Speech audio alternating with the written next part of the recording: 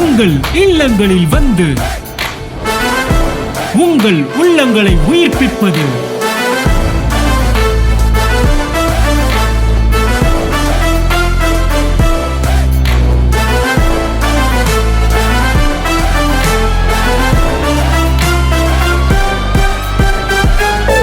உங்கள் channel DJ.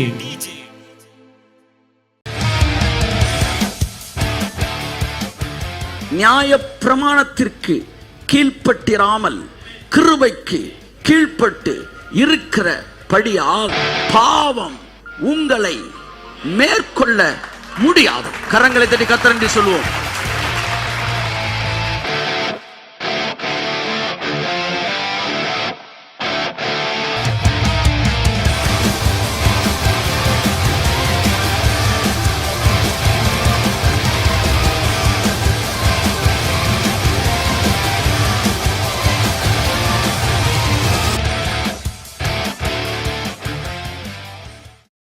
வாசிப்போம். ரோமருக்கு எழுதின நிருபம் 6ஆம் அதிகாரம் 14ஆம் வசனம் வாசிப்போம். பாவம் எல்லாருடைய, இங்க பாருங்க, வாழ்க்கையிலேயும் எதையும் செய்ய முடியாது நான் பேசல. உங்க வாழ்க்கையின் திசையை தீர்மானிப்பதற்கான வல்லமையை பாவம் சிலுவையில இழந்து போயிருக்கிறது என்று சொல்கிறேன். வாசிப்போம் இந்த வசனத்தை. நீங்கள் நியாய பிரமாணத்திற்கு கீழ்ப்பட்டிராமல் கிருபைக்கு கீழ்ப்பட்டிருக்கிறபடியால், நீங்கள் கிருபைக்கு கீழ்ப்பட்டு இருக்கிற படியால், எல்லாருக்கும் இல்லை இந்த வசனம்.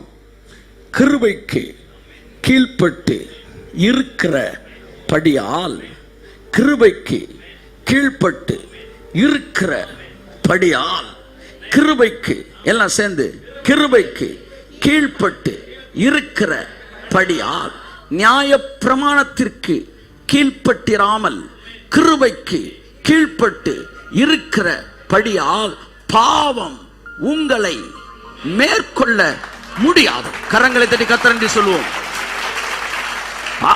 மேற்கொள்வது என்றால் என்னவென்றால், பாவம் உங்கள் திட்டத்தை சிதைக்கிற அளவிற்கான வல்லமையை சிலுவையில் அது இழந்து போனது. ரெண்டு விதமான வல்லமையை சிலுவையில் பாவம் இழந்துருச்சு. ஒன்று, உங்களை அடிமையாக்கக்கூடிய வல்லமை அது இழந்துருச்சு.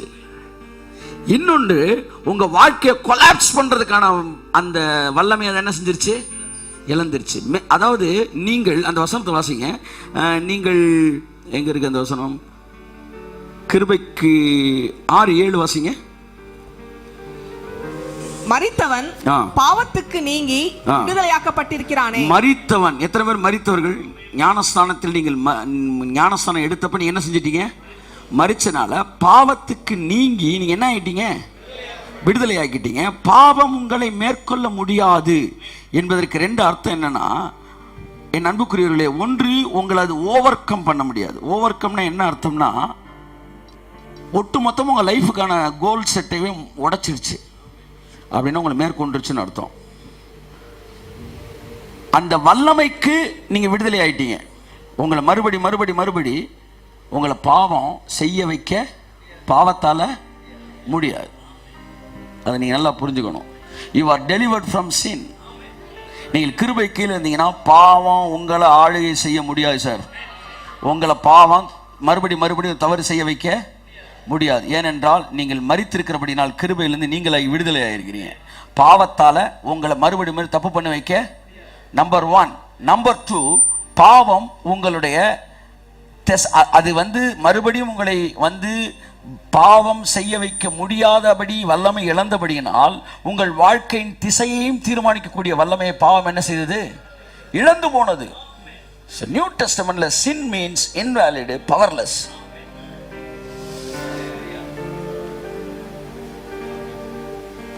ஒண்ணு நீங்க கிருபைக்கு கீழ்ப்பட்டிருக்கிறீங்க அப்படின்றத மட்டும் நீங்க உறுதிப்படுத்தி இருக்கிற வரைக்கும் sin cannot overcome you.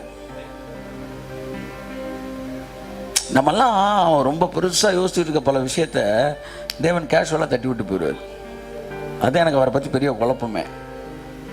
ஐயா இந்த சாலமனியா ஓரம் பண்ணுறான், அவனை மிகவும் பெரியவனாக்கினான். எத்தனை பேருக்கு சாலமனை பிடிக்கும்? அல்லையா சொல்லுங்க, கை தூக்குங்க பார்ப்போம். ஆமாம், உங்கள் மேலெல்லாம் ஞானத்தின் அபிஷேகம் வரும். கை தூக்காதவங்க மேலே வராது.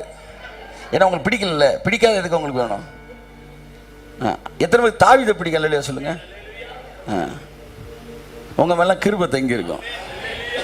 நான் சொன்னேன் தாவீதை பிடிக்கிறவங்க. அடுத்து இந்த சிம்சோன் பிடிச்சவங்களும் கை தூக்குங்க. எனக்கு என்ன குழப்பம்னா, இவங்க எல்லாம் இவ்வளவு பஞ்சாயத்து பண்ணியும் இவர்களுக்கு இவ்வளவு ரசிகர் கூட்டத்தை தேவன் வச்சிருக்காருன்னா கை தட்டுங்க. அவர் எவ்வளவு பெரிய ஆளா இருப்பாரு. ஐயா எழுதுறாதீங்க, எழுதுறாங்க, தயவுசெய்து பைபிள் எழுதுறாங்க. தாவீது சொல்லியிருப்பான், எழுதியா ஐயா நம்ம மேல இருக்க மதிப்பு போயிடும். போகாதரா, கை தட்டுறாரு. அங்கதாங்க அவர் நிற்கிறாரு. ஒப்பனா அவன் மாடியில் நின்னது, அவன் சைட் அடித்தது, மாற்றான் மனைவி நோக்கி, இது எல்லாத்தையும் எழுதி வச்சுட்டு அவன் ரசிகர் கூட்டத்தை மட்டும் குறையாமலே வச்சுட்டாரு பாருங்க. இப்படி தேவன் உங்களுக்கு இருக்கிறாரு. யோசித்தேன், தாவீது என்ன ஆண்டவரே இவங்க இவ்வளோ பேர் பிடிச்சிருக்குன்னு சொல்லும்போது சொன்னார், அவனை எனக்கே பிடிக்கின்றான்.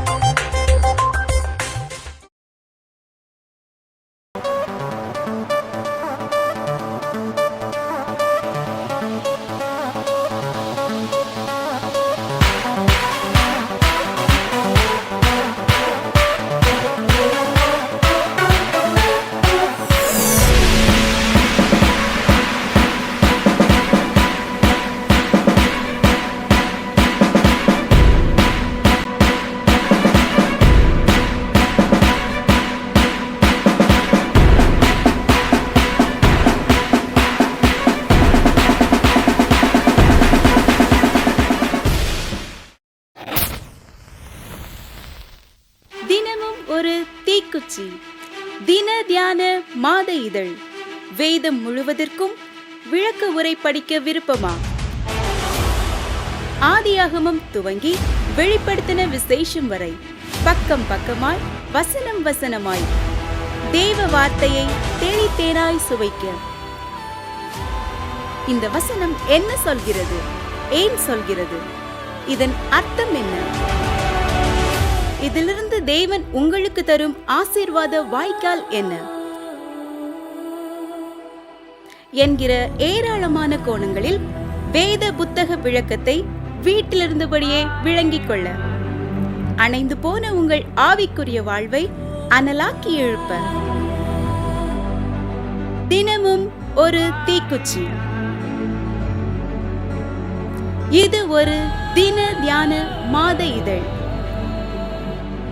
இதை புத்தகமாகவோ மின்னஞ்சலாகவோ பெற்றுக்கொள்ள நீங்கள் தொடர்பு கொள்ள வேண்டிய தொலைபேசி எண் 87 60 60 90 20.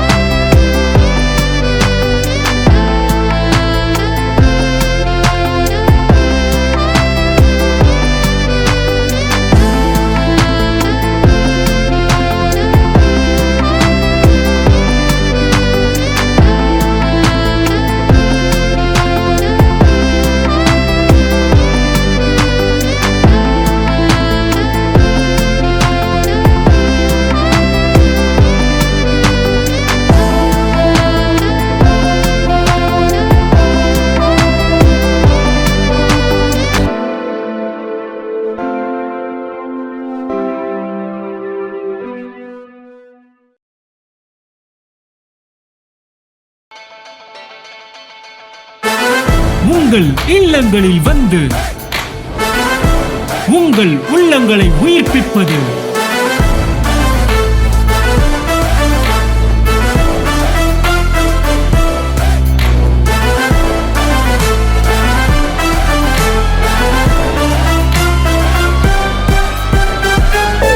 உங்கள் சேனல் டிஜே.